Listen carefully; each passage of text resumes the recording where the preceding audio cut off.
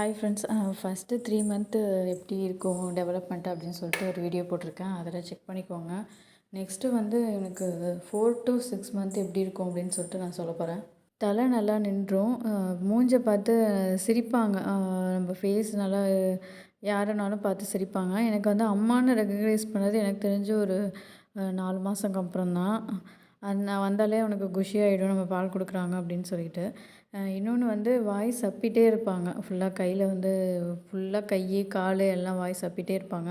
அதேமாதிரி ஜொல்லு அதிகமாக ஊற்றிட்டுருக்கும் வாணின்னு சொல்கிற இது. முடியெலாம் கொஞ்சம் வளர ஆரம்பிச்சது அப்போ தான். அதுக்கு முன்னாடி சுத்தமாக அவனுக்கு வழுக்கையா தான் இருந்துச்சு. பிறந்தப்போ கொஞ்சம் முடி இருந்தது, அப்புறம் கொட்டிருச்சு. நெக்ஸ்ட்டு வந்து ரொம்ப டைட்டாக கையை பிடிச்சிட்டு அந்த மாதிரிலாம் பண்ணிகிட்ருப்பாங்க. உருண்டுட்டு ட்ரை பண்ணுவாங்க. குப்புறத்துக்கு வந்து சைடில் ட்ரை பண்ணுவாங்க. ஆனால் ஃபுல்லாக இவன் குப்புறத்துக்கிட்டது வந்து 5 மாதம் எண்டில் தான்.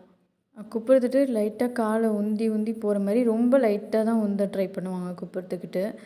உடம்ப நல்லா ஆனால் வளைக்கிறாங்க. அப்புறம் கூப்பிட்டா லைட்டாக திரும்புகிறான் அந்த சவுண்டை கேட்டு. ஆனால் எங்கேன்னு கரெக்டாக அவனுக்கு தெரியல. ஆனால் இப்போ வந்து ஏன்னா அது வந்து 2nd மந்த்து 3rd மந்த்லேயே அவங்க கூப்பிட்டா திரும்புவாங்க அப்படின்னு சொன்னாங்க. என் பையன் அப்படிலாம் எதுவும் பண்ணல. ஃபஸ்ட்டு 3 மந்த்தில் தான் கொஞ்சம் பயப்படுவான் திடுக்கு திடுக்குன்னு. அதுவும் சவுண்டுக்காக இல்லை, மற்ற எதுக்கோ பயப்பட்டுருக்கான். ஸோ அது வந்து சவுண்டுக்காக நான் சொல்ல மாட்டேன் என் பையனை பொறுத்த வரைக்கும். இப்போ வந்து கூப்பிட்டா திரும்புகிறான். ஆனால் எப்போவா தான் திரும்புகிறான். சில டைம்லாம் அப்படியே தேடுவான் கரெக்டாக. ஆனால் இப்போ கொஞ்சம் கொஞ்சம் கூப்பிட்டா திரும்புகிறான். நேமுன்னு இல்லை, நார்மலாக பேசினாலே திரும்புகிறான். சாலிட் ஃபுட் வந்து 6 மந்த் முடிஞ்சு 7th மந்த் ஸ்டார்ட் ஆகப்போ தான் கொடுக்கணும்னு சொல்லியிருந்தாங்க. ஸோ அதனால் நான் இன்னும் ஸ்டார்ட் பண்ணல. எனக்கு 6.5 மாதம் ஆகுது. வெயிட் வந்து கரெக்டாக 7 kg இருக்காங்க இவங்க.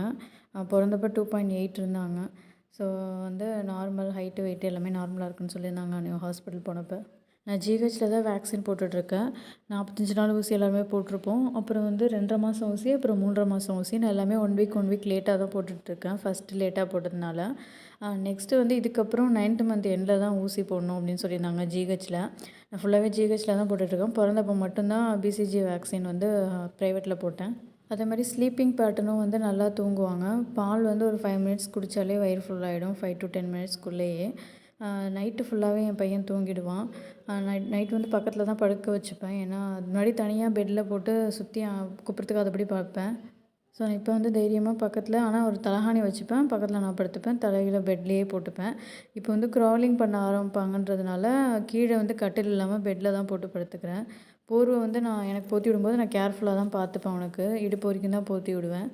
ஸோ இது மாதிரி அயன் சிரப் கொடுக்குறாங்க. இப்போ விட்டமின் டி வந்து 1 இயர் வரைக்கும் கொடுக்கலான்னு சொல்லியிருந்தாங்க. அயன் சிரப் வந்து 3 மந்த் வரைக்கும் தான் கொடுக்கணும்னு சொல்லியிருந்தாங்க டாக்டர். துப்ப ட்ரை பண்ணுறாங்க.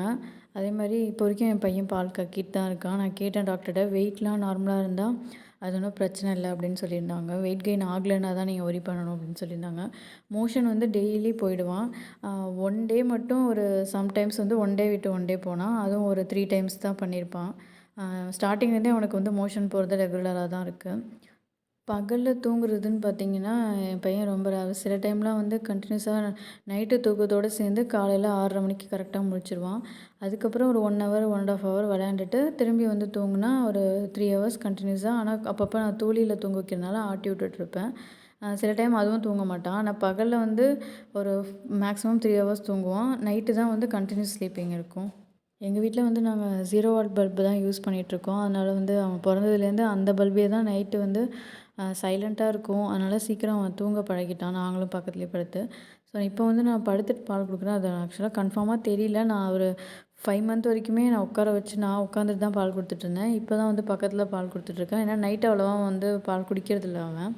ஸோ இவ்வளோ தான். வேறு ஏதாவது டவுட் இருந்தால் நீங்கள் கேளுங்க, நான் ரிப்ளை பண்ணுறேன்.